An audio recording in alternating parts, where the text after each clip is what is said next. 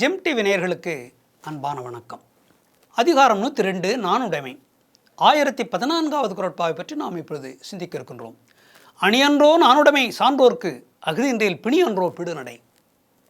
அணியன்றோ நாணுடைமை சான்றோர்க்கு அகுதின்றேல் பிணியன்றோ பிடுநடை.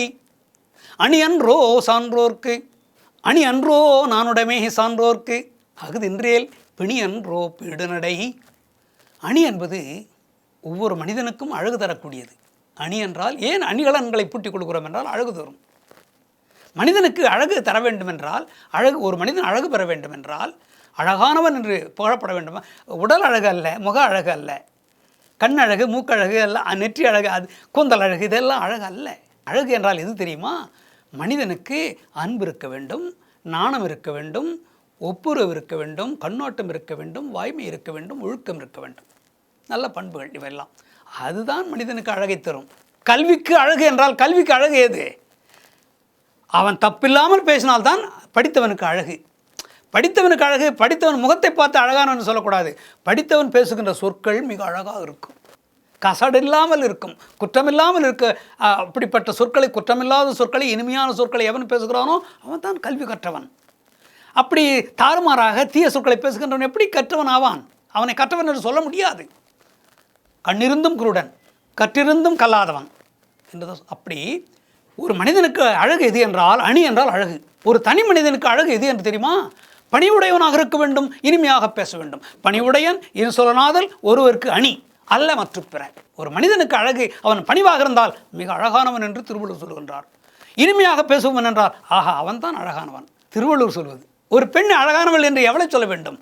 அழகான கூந்தல் இருந்தால், அழகான நெற்றி, அழகான பொட்டு, அழகான மேக்கப்லாம் பண்ண, முகத்தில் அழகாக பொலிவோடு இருந்தால் அவள் அழகு அல்ல. திருவள்ளுவர் சொல்கின்ற அழகு வேறு. பிணையேறு மடநோக்கும் நாணம் உடையாட்கு அணி. ஒரு பெண்ணுக்கு என்ன இருக்க வேண்டும்? தான் எந்த தவறு செய்தாலும் வெட்கப்பட வேண்டும். சிறு தவறு செய்தால் கூட வெட்கப்பட்டு தலை குனிந்து வெட்கப்பட வேண்டும். கணவனிடத்தில் வெட்கப்பட வேண்டும், பெரியோர்களிடத்தில் வெட்கப்பட வேண்டும். வெட்கப்படும் சிறிய தவறு, சாதாரண தவறு, அதற்கு கூட வெட்கப்பட வேண்டும். பெண்களுக்கு இயல்பாகவே வரும் அது. நாணம் என்பது அவர்களுக்கு தானாக வரும்.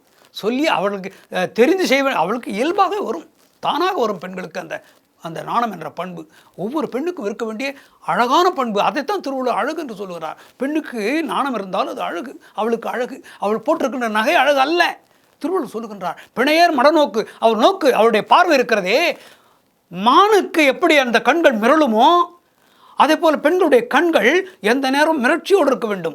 முறைத்து பார்க்கக்கூடாது. பெண்கள் கண்களை முறைத்து பார்ப்பது என்பது பெண்ணுக்கு அழகல்ல.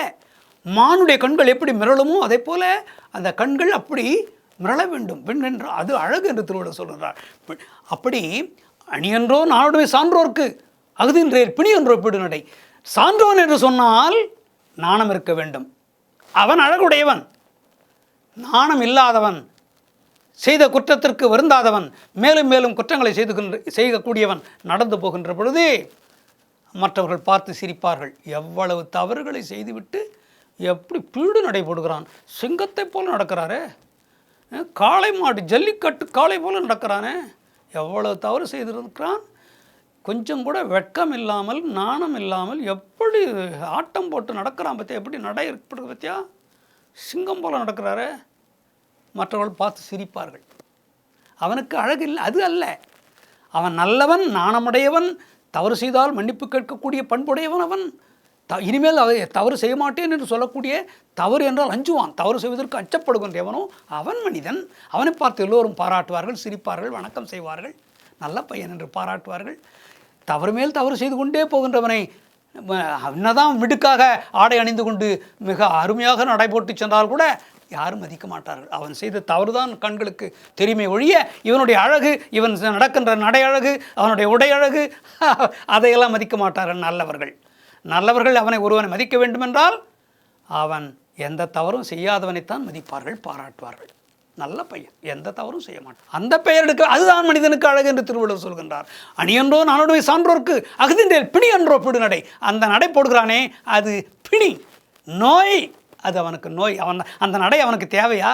சி, நல்லவனாக இருந்து நல்ல பண்புகளை, நல்ல செயல்களை செய்து எல்லோரும் பாராட்டும்படியாக இருந்தால் இவன் அப்படிப்பட்ட நடை நடக்கலாம். இப்பொழுது அவன் நடப்பது நடை அல்ல, அது பேய் நடை, பீடு நடை அல்ல, அது பிழையான நடை, அது கேடுகட்ட நடை, பீடு நடை அல்ல அது என்று சொல்லுங்கள். பீடு நடை என்றால் உயர்ந்த நடை, அந்த நடை அல்ல அது, அவன் மேலுக்கு செய்கின்றான் என்று திருவள்ளுவர் பழிக்கிறார்.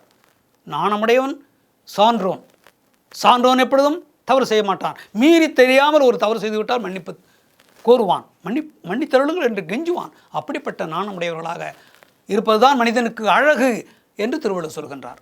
மீண்டும் நாளை சந்திப்போம்.